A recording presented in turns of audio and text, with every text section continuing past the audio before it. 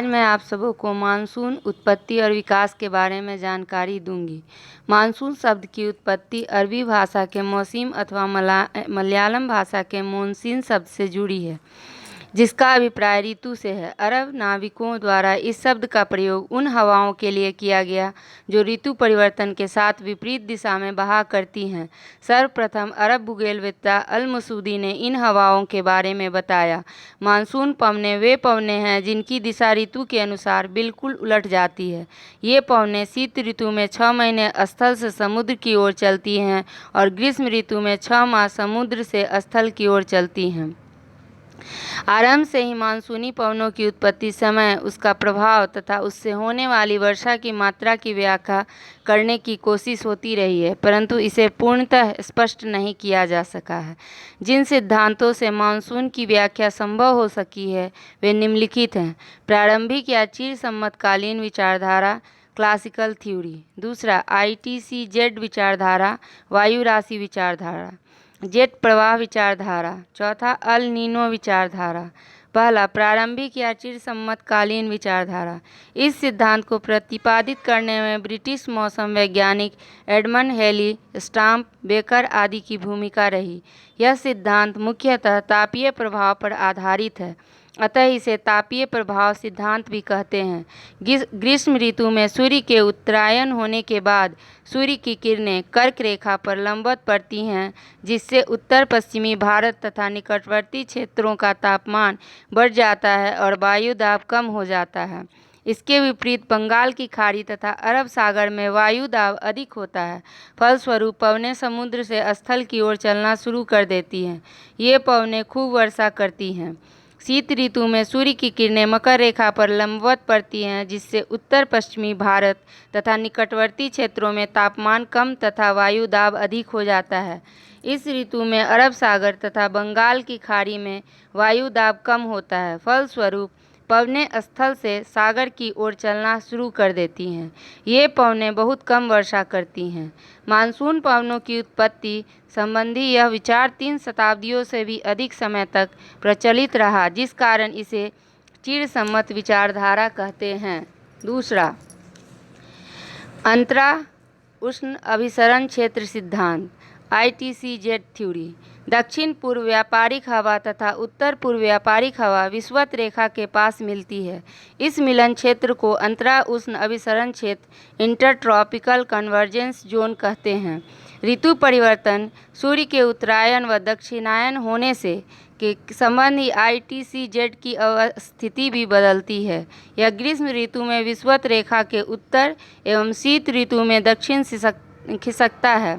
जुलाई में ITCZ 20 degree north से 25 degree north तक चला जाता है। फलस्वरूप दक्षिण पूर्वी व्यापारिक पवन विषुवत रेखा को पार कर फेरल के नियमानुसार दाएं मुड़कर उत्तर पूर्वी दिशा में बहने लगती हैं।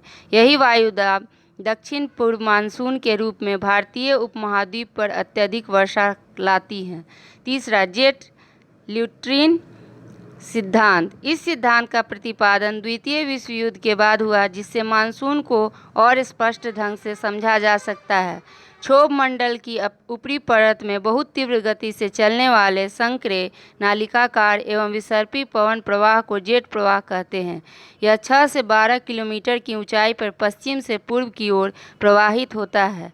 यह दोनों गोलार्धों में पाया जाता है, परंतु उत्तरी गोलार्ध में यह अधिक शक्तिशाली होता है।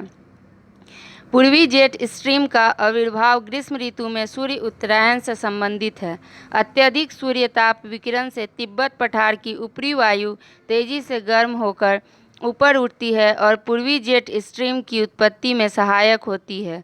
पूर्वी जेट स्ट्रीम की दिशा पूर्व से दक्षिण पूर्व की ओर घड़ी की सुई की दिशा में होती है। गर्म स्वभाव के कारण उपमहाद्वीप के ऊपर के निम्न दाब को और मजबूत कर देती है। पुनः अरब सागर के ऊपर आने के बाद सामुद्रिक प्रभाव से यह वायु नीचे बैठने लगती है, जिससे समुद्री उच्च दाब और मजबूत हो जाता है। इस स्थिति में मानसून का आगमन अचानक होता है, जिसे मानसून प्रस्फोट कहते हैं। दक्षिण पश्चिम दिशा से आने के कारण इसे दक्षिण पश्चिम मानसून कहते हैं। शीत ऋतु में पूर्वी जेट स्ट्रीम अनुपस्थित होता है और इसका स्थान उपोष्ण जेट स्ट्रीम दिशा पश्चिम से पूर्व ले लेता है। यह जेट स्ट्रीम ठंडी हवा का स्तंभ के समान आता है तथा उपमहाद्वीप के पश्चिमोत्तर भाग में अत्यधिक उच्च दाब की ओर चलती है। इसे उत्तर पूर्व मानसून या लौटता मानसून कहते हैं। बंगाल की खाड़ी में आकर फेरल के नियमानुसार मुड़कर जाड़े में कोरोमंडल तट पर वर्षा करता है। अनेक वर्षों में देखा गया है कि जेट स्ट्रीम की उत्पत्ति तथा स्थिति के अनुसार भारत में मानसूनी वर्षा नहीं हुई, अर्थात यह सिद्धांत भी भारतीय मानसून को पूर्णतः स्पष्ट करने में सक्षम सिद्ध नहीं हुआ। चौथा, एल नीनो सिद्धांत। यह मानसून को स्पष्ट करने वाला नवीनतम सिद्धांत है। इसके अनुसार दक्षिण अमेरिका के पेरू तट पर चलने वाली गर्म जलधारा एल नीनो का प्रभाव भारतीय मानसून पर पड़ता है। यह 4-5 वर्षों के अंतराल पर उत्पन्न होती है। इस धारा का प्रभाव हिंद महासागर तक आ जाता है तो हिंद महासागर में बनने वाला उच्च वायु दाब कमज़ोर हो जाता है और दक्षिण पश्चिम मानसून का प्रभाव कम होने के कारण भारत में सूखा की स्थिति उत्पन्न हो जाता है। मानसून की उत्पत्ति की विचारधारा में उल्लेखनीय परिवर्तन तथा प्रगति होने के बावजूद भी मानसून द्वारा अनिश्चित तथा अनियमित वर्षा के कारणों का अभी तक सही पता नहीं लगाया जा सका है। विश्व की विभिन्न संस्थाएं तथा विशेषज्ञ मानसून पवनों के व्यवहार का अध्ययन करने के लिए अथक प्रयास कर रहे हैं। प्रथम प्रयास सन 1962 से 1965 ईस्वी तक अंतर्राष्ट्रीय हिंद महासागर अभियान ने किया।